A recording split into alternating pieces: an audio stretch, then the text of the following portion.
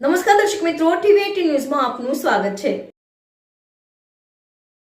સુરત શહેરમાં માનવતા કંપાવી દે તેવી ઘટના બની। ઈચ્છાપુરમાં આપઘાત માટે ઉશ્કેરી પત્નીનો સળગતી હાલતનો વીડિયો બનાવ્યો। પતિની સતત હિંસા અને અપમાનથી કંટાળી એક પરિણીતાએ આત્મહત્યા કરી। પતિએ બચાવવાને બદલે સળગતી પત્નીનો વીડિયો બનાવ્યો।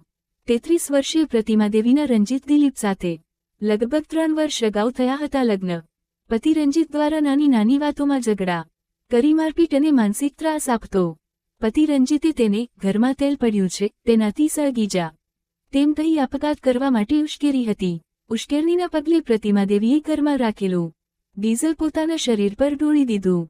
દિવાસળી ચાંપી દેતા તે સળગી ઉઠી હતી।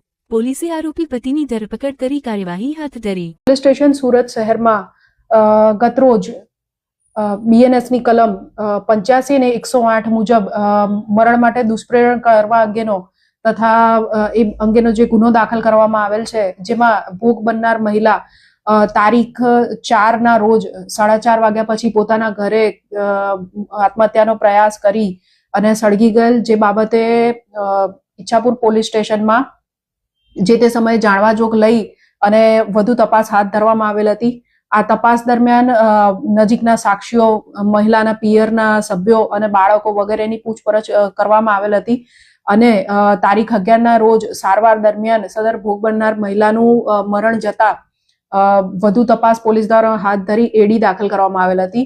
ત્યારબાદ મહિલાના પિતાજી અને અન્ય સગાવાલાઓ એમના મૂળ વતન બિહાર ખાતેથી અત્રે આવીને ફરિયાદ આપતા અને ઈચ્છાપુર પોલીસ સ્ટેશનમાં આ અંગે વધુ તપાસ હાથ ધરતા એવી ગુનાહિત હકીકત જણાઈ આવેલ કે મહિલાનો જે પતિ છે રંજીત શાહ, તેના દ્વારા મહિલાને લગ્ન જીવનના ગાળા દરમિયાન જે 13 વર્ષનો છે માનસિક ત્રાસ આપવામાં આવતો હતો, ક્યારેક મારઝૂડ કરવામાં આવતી હતી અને બંનેની વચ્ચે તણાવભર્યા સંબંધો હતા, જેને લઈને તારીખ 4 ના રોજ પતિ પત્ની વચ્ચે બાળકોના લઈને જે ઝઘડો થયો તેના પરિણામે પતિ દ્વારા તેઓને મરણ જવા માટે દુષ્પ્રેરણ આપેલું હતું, મરી જવા જણાવેલ હતું અને એ સંદર્ભે મહિલાને લાગી આવતા તેઓએ ઘરમાં પડેલું જે ડીઝલ હતું એનાથી આત્મહત્યા કરવા, પોતાના શરીરે છાંટી આત્મહત્યા કરવાની કોશિશ કરેલ, જેમાં વધુ દાઝી જતા તેઓને સારવાર માટે લઈ જવામાં આવેલ હતા।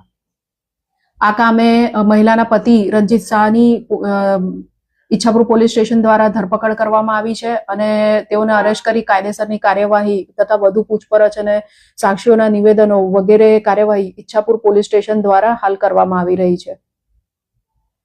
હા, જે પ્રાથમિક તપાસ છે એ દરમિયાન એવું જણાઈ આવ્યું છે કે આ જે આરોપી છે એ મહિલાની સાથે એમના પત્ની સાથે મારઝૂડ અને બોલાચાલી કર્યા પછી ઘરની બહાર ગયા, જે દરમિયાન આ મહિલાને લાગી આવતા તેઓએ સળગતા બૂમાબૂમ થતા તેઓ ઘરમાં આવેલ અને તેઓએ જોયું કે પોતાની પત્ની સળગી રહી છે, તો તાત્કાલિક પાણી નાખવાની જગ્યાએ તેઓએ સળગતી મહિલાનો વિડીયો બનાવેલ છે, જે હકીકત ઈચ્છાપુર પોલીસ સ્ટેશન દ્વારા ઘરના સભ્યોની પૂછપરછ દરમિયાન જણાઈ આવેલ છે।